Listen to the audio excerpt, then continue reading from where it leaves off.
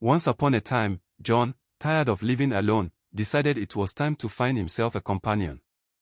He decided to make the journey to the neighboring village to meet his future in-laws. As was customary, he needed someone to accompany him on this important occasion. So, he asked his longtime friend and happy-go-lucky fellow Musa. He readily agreed. Then, John and Musa were on their way to the in-laws. When they were half through the journey, John stopped Musa near a dense shrub and said, "Say, friend Musa, there is one important favor I need to ask of you."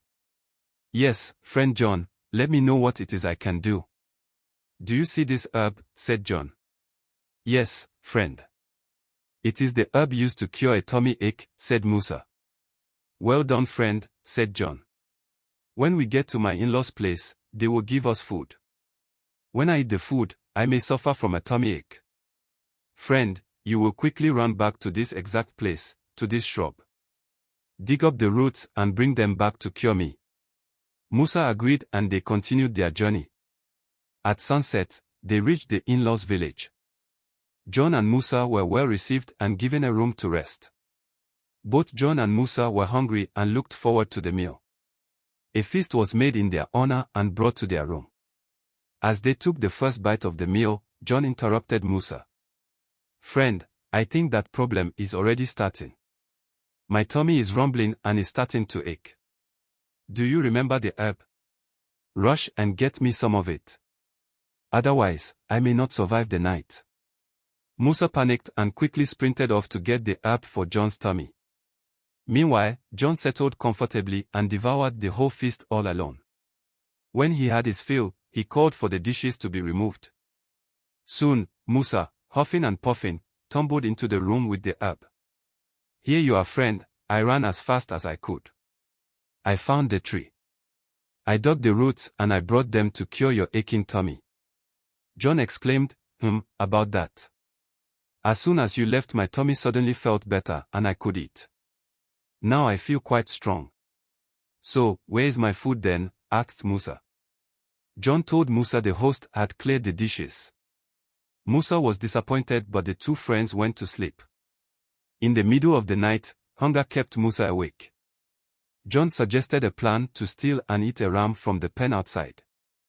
Musa readily agreed to the plan and soon the two pals accomplished their mission and returned to their room. But lo and behold, while Musa slept, John stealthily smeared him with the blood of the ram they had just eaten, which he had secretly brought with him to the room. In the morning, the host woke up to find their ram missing. They questioned the two friends who both denied the crime until they saw Musa stained with blood. He was apprehended and killed. John apologized for his friend's behavior, thanked his host and left. Meanwhile, Jacko, a friend to Musa, received word on how John had tricked his friend and led him to his death. Jacko decided to avenge Musa's death. So, Jacko visited John and asked for his company to his in-laws' village. In the same manner, as they were halfway through the journey, Jacko asked her, "Say, friend John, there is one important favor I need to ask of you." "Yes, friend Jacko, let me know what it is I can do." "Do you see this herb?" said Jacko. "Yes, friend.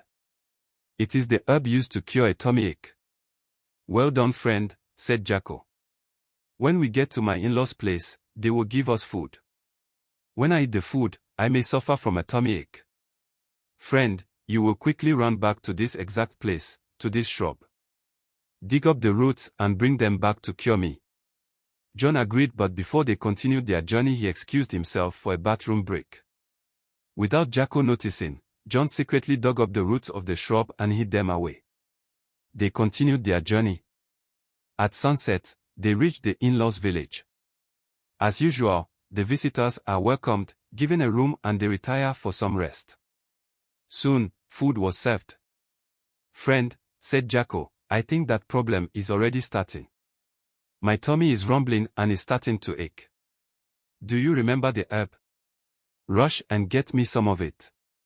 Otherwise, I may not survive the night." Immediately, John produced the herb and Jacko had no choice but to share the meal with John. Again, in the middle of the night, Jacko woke John up, spelled out the plan and they killed and ate a ram. Jacko secretly kept some blood on his hands to later smear on John while he slept. They retired and Jacko waited for John to fall asleep. But John's eyes remained wide open. He checked again and again until the sun came up. Soon, the in-laws burst into the room looking for the midnight ram thief. Jacko was caught literally red-handed with blood. John had slept peacefully through the night even though his eyes never closed for a single moment. Moral of the story. In life there are some characters who are clever and very cunning, they will always outwit you. Be careful not to fall prey to them, neither should you try to copy their ways because you may not have the same wittiness or advantages as they do.